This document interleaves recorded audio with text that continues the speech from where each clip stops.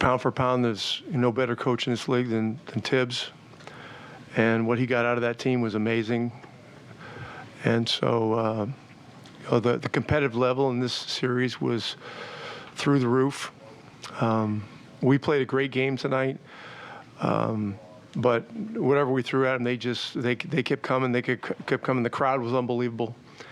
And, I just told our team, when you win a Game 7 in Madison Square Garden, you've made history. It's very, very difficult to do. This is the most raucous crowd in the NBA that I've seen. And we're going to Boston, and, Boston's up there too. But, boy, today this was really, really, really loud. So congrats to our guys.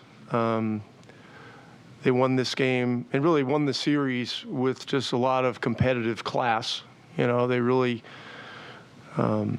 supported one another. Things get very difficult. Our guys stuck together. We're not all perfect players or perfect coaches, but this group really, when things get tough, got tough today, they just problem solved their way through it and really kept the energy from within. So I'm really happy for them. Historic offensive night for you guys in terms of made shots, all that kind of stuff. What did you see offensively that you guys were doing so well to allow for that to happen? Well, we got a good number of stops. I don't think they had a 30-point quarter.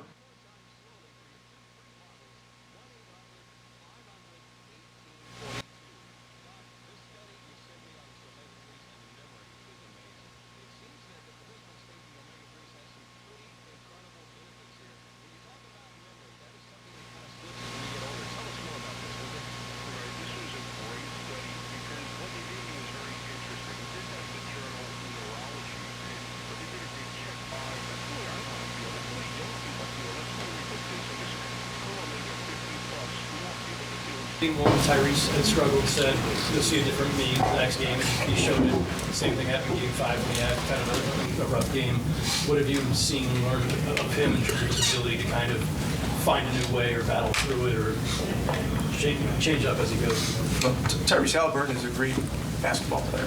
He's a great point guard. If we need him to score 30, he can find a way to score 30. His job is to run the team. That's why he led the league in assists. Too much is made of his point totals from game to game. I always kind of push back on that because, if he has one big challenge, it's the balance of the ability to score and running the team. And when you have a guy that not only is a great passer, but gives his teammates great confidence when he passes the ball, it's important the right balance is struck. And I thought today he knew that we needed some special shot making. I mean, there were shades of Reggie Miller, running around in that first quarter. The play where he ran from all the way side to side and made the three right in front of our bench. Now, that was a huge play. I mean, that put us up 12 or 14. And those kinds of shots in those moments give a team confidence. Dustin, go ahead. Andrew and Aaron were combined 60.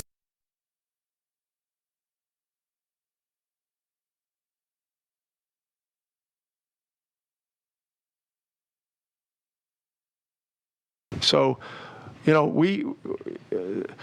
this team was very, very much maligned for its defense early in the year, and they have flipped the script. I mean, they won this series with grit and guts and physical play and, pressing 94 feet.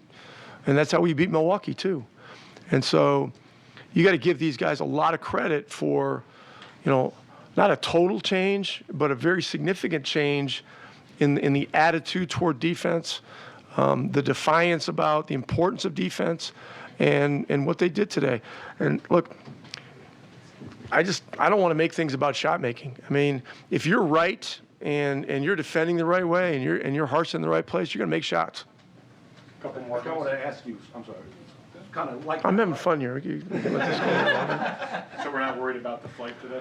And by the way, I do want to thank Mike Preston, our VP of PR, and Chrissy Myers especially, they really helped our players during these 2 series learn about how to work with you people and to avoid some of the pitfalls.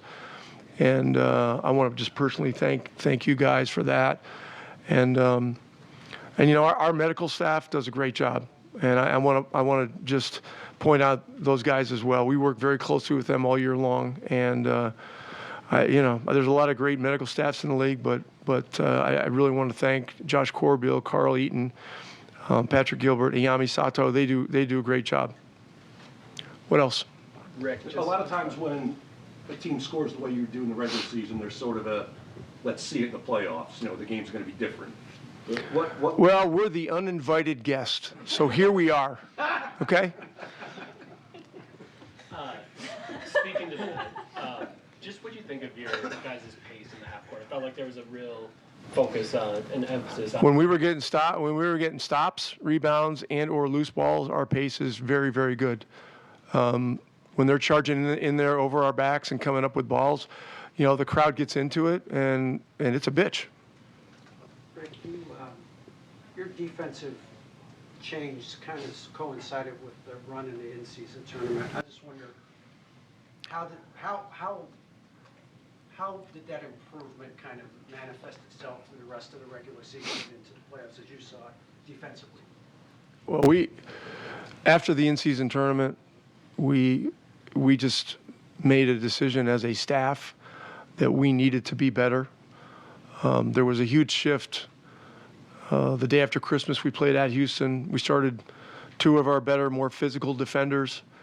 And, we had Jalen Smith starting at the 4 along with Miles. We inserted Andrew Nemhard into the lineup.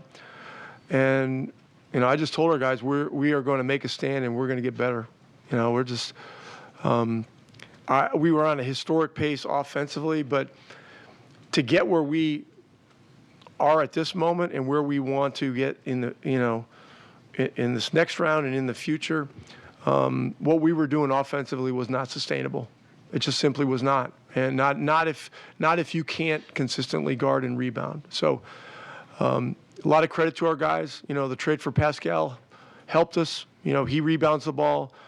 He's another playmaker.